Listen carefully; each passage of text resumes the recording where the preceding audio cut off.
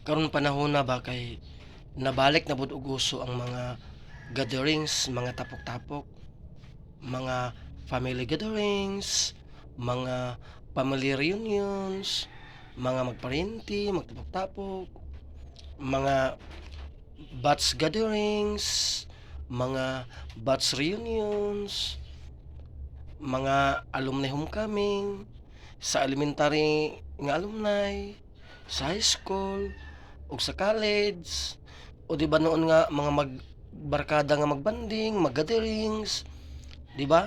Kay kita ba mga Pinoy nga kalipay ba nato nga mag family gatherings, mag batch reunion, magbanding-banding ang magbarkada. So ingon ra ba itong kalipay ba, di ba? So uso kay na karon unya kay one time ba nay barkada na ko nangutana ba kay mag family reunion kuno sila sa ilahang kuan sa ilang clan, and then siya nga kans kanang family reunion ba unsa may nindot og tiyada nga games ang atong dulaon dana.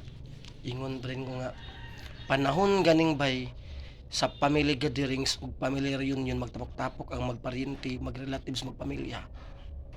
Ang nindot nga dula nga dulaon kay inilugay sa yuta.